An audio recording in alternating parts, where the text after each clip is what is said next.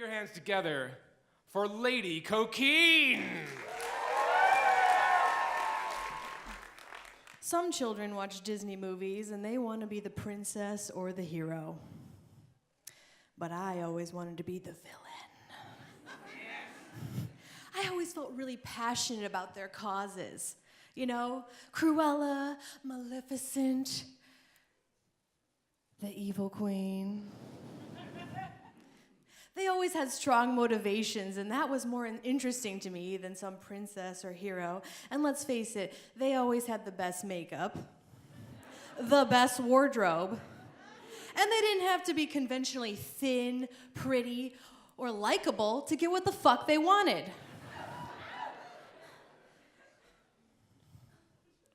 Well, I grew out of Disney movies, but I fell into John Waters movies.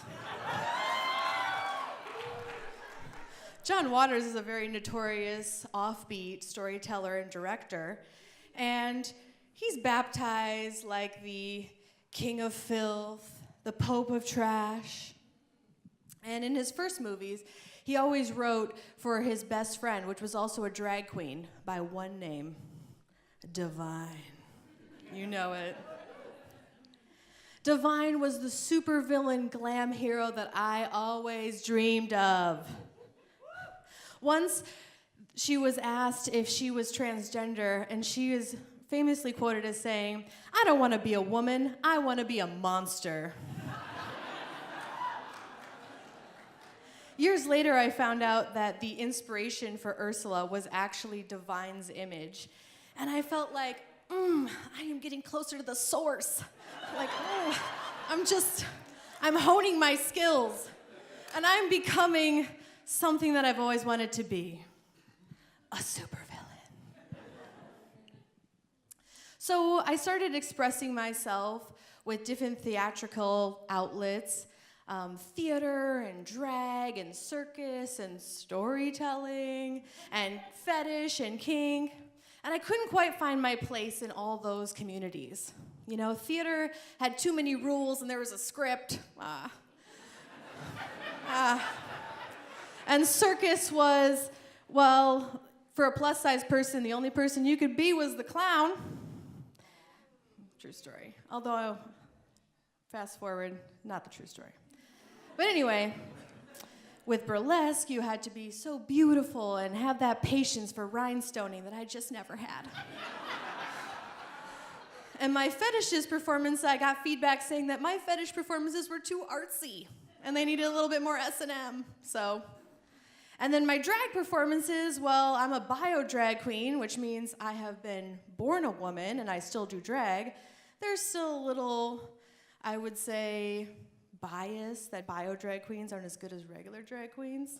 You know, exactly. So I kind of combined all these things to find out like who I was as a performance artist. And drag and burlesque kind of fit closer than anything else, so I started performing and making a name for myself. And Lady Coquine was my femdom name. I was actually named by my French teacher. Coquine means mischievous one, so like Goldilocks style, not trying to cause a lot of harm, but you know, a little bit. And the French currently use it as a slang term for sexy, so that all just worked out. And so Lady Coquine was born. She became a supervillain. And in the fall of 2016, there was a flagrant DJ in town named Patrick Buckmaster who posted on his Facebook, I was doing the Facebooks, that he was going to have a contest for Portland's filthiest person. Yes. And this to me was made for me. Within minutes, I was signed up and already a contestant, and I felt like this was my birthright. This was my opportunity to emerge from my cocoon of supervillainy and take the stage and be known as Portland's filthiest person. So I started to prepare, as one would do. I started writing down every nasty thought that you can imagine in a notebook. And then I started, curating those thoughts, what people might want to see on stage. There's a big difference. That's called art. And in the months leading up to my preparation for this performance, I started to gather the resources and people to make this happen. And I was at a sex club one night, and I met this gentleman named Drew. He told me he had a very special talent. Curious, are you not? Yes, I am. He told me that he could put large objects into his asshole. I immediately realized that I could utilize this talent and decided to incorporate it into my show so that it would be the cherry on the top of my filthy cream pie. Yes. But first, there was a few dress rehearsals, and I mean that literally. So my idea was to utilize Drew's special talent to hold a dress inside his asshole for me to pull out and wear. So at first he came over to my house, and soon he had laid out a towel. It was quite romantic, but there were no candles. And he had made some J-lube, and he had laid out a series of dildos from 8 inches to 15 inches. And I proceeded to watch him fuck himself on my floor in my living room. And then I kind of realized that I got in a little deep here. And I had to make a conscious decision to move forward past what I had thought my boundaries were. But you know, as the goddess divine came to me and she told me, you must be the cheerleader. You must cheer him on even if this isn't your thing. I did. So when he asked for my help with inserting a larger dildo into his anus, I decided to help. Be there, be the cheerleader. Once we got the appropriate gape, bring back the gape. Make America grape again. Come on. Once we got the appropriate size gape for the dress, I had to actually push it inside him for the rehearsals. So my idea for the act was I was going to do a nasty little spell. I was going to have a Taco Bell cup on a goblet, like a fancy wine glass. And I was going to put some nasty ingredients into the cup. I was going to have my plant in the audience drink the concoction, fall on the stage dramatically. I was going to pick them up, rip a hole in their pants, and pull this dress out. This was my idea. Now, there were several judges a part of this, and I had to think about what each judge would want to see on stage. So each part of the potion related to one of the judges to get favoritism, okay? One of them was like the owner of the Lovecraft, so the whole spell thing, you know, the whole like Lovecraft thing. Another thing was just flagrant, you know, just cutting people's hair. Like, that's pretty weird if I came up to you and just decided to cut your hair. But, you know, it's all in the name of magic and art, like, you know. So as started to get prepared for this, like, I went on an all-out social media campaign. Lady Coquine is the filthiest person in Portland, hashtag all the everything. And the prizes for this contest were no small joke, okay? In addition to getting a year-long residency at this monthly show, you also won $666 in cash, pole dancing lessons, tattoo time, custom leather pieces, a Wendy's gift card with $3, makeup, and a couture photo of your butthole. I was very excited about that. Fast forward to the night of the show. I've done all my preparation. I have lots of people in the audience there to support me in my conquest to be Portland's filthiest person. And I am in the upstairs bathroom at the Lovecraft. And let me describe that for you. Graffitied, covered in stickers, and the floor is really wet, and it's not just from drinks. There is also no toilet bowl cover. It's just a bowl. And I'm in this tiny rat hole of a bathroom with a 6'5" man in bondage gear sitting on a towel, fucking himself in front of me. I am also back against the wall, taking a small vibrator, trying to turn myself on enough to insert something into my vagina at the same time. There's also people knocking on the door. That's what happens in green rooms. I zen out for a moment. I pull myself together. I yell at the person knocking at the door, "Shut the fuck up!" And I manage to take a deep breath. And I think to myself, no matter what happens right now, I am literally Portland's filthiest person right now.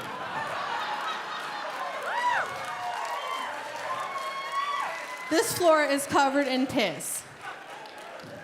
And there were so many Fleet enema bulbs in that trash can, let me tell you. That was the kind of show. So I managed to get a fake snake into my vagina while I'm watching this gentleman fuck himself with a 15-inch dragon dildo. And then he turns to me and he gives me the nod and he's ready. So this dress is actually a dress that I had to shop around for, let me tell you. You can't find a dress you can stuff in someone's asshole just everywhere. But I also had hand-sewn Christmas lights into the dress with a battery pack.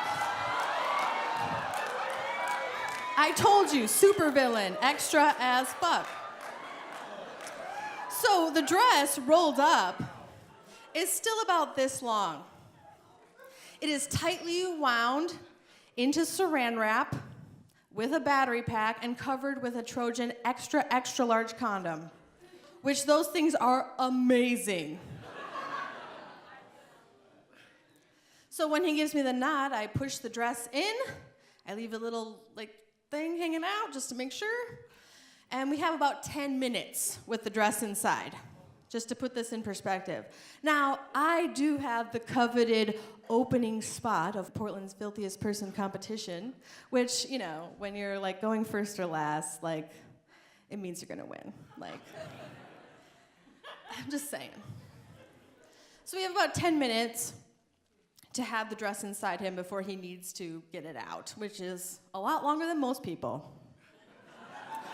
So the host, Buckmaster, is starting to introduce me. My plant takes his place where it needs to be. And I am standing at the back of the stage. Now, I forgot to mention this, but I was going to be doing this act completely naked. Yeah.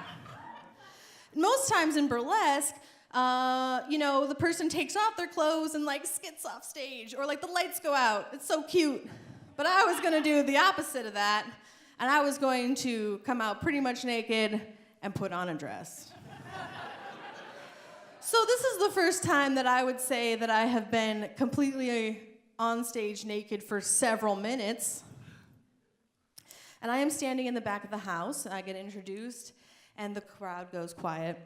There is no room in this place whatsoever. Everyone is shoulder to shoulder, and there's a hush moment, and my music starts to play, and I'm standing in my priestess cape with this Taco Bell cup with a goblet, and I am walking through the crowd. I am actually elbowing my way through the crowd to get to the front of the stage, and people start parting to make my way to the front of the stage. And when I turn around, I had this Taco Bell cup, like the priestess of the bell. And I start to begin my magic spell. The first ingredient for my magic spell is part of the judge's drink. Win some bonus points to steal their drink. The second thing is I cut some armpit hair from a lucky audience member, shove it in the cup. The third very important ingredient is the snake that I have inserted into my vagina. I slowly pull it out. I dance with it a little bit. It is very realistic looking. I bite off its head. Fake blood dripping from my mouth and the head, and I spit the head into the Taco Bell cup. Now, at this point, I take the cup and I set it down and I do some hip magic over the Taco Bell cup.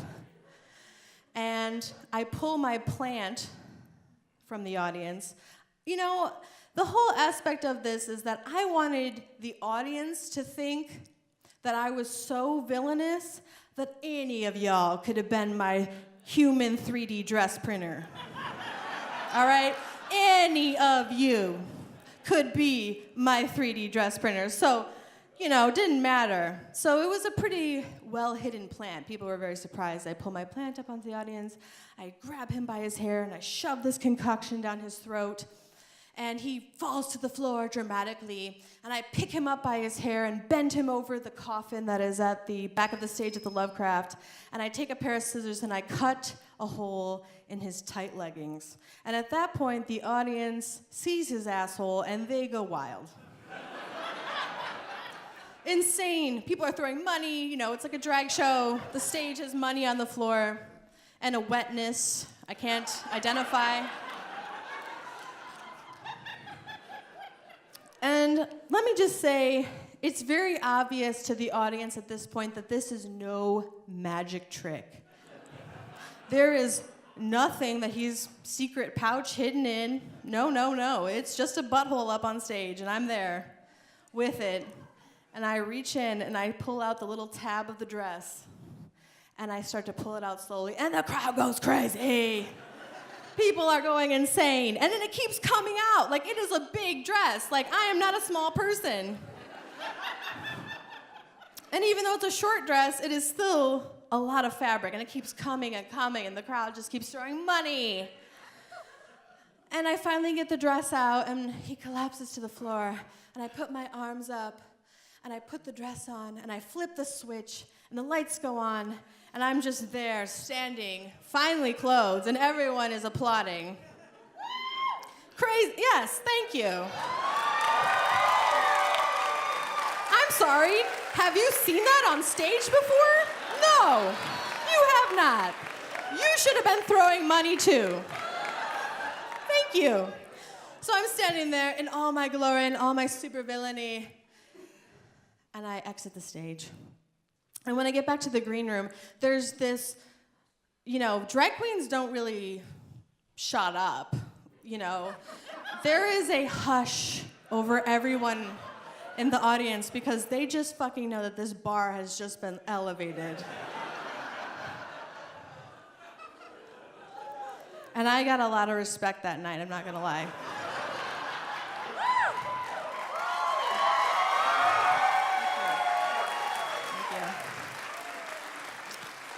Now, I can't say I won Portland's Filthiest competition, but I can't say it wasn't rigged either. So, you know, in your hearts, I'm the filthiest, I know. But all that experience, even in the bathroom, the piss floor, no toilet bowl bathroom, I realized that I had channeled my goddess divine. And I had more than made my claim as Portland's filthiest person. I am the supervillain. I am the monster. And I live life by my own fucking rules.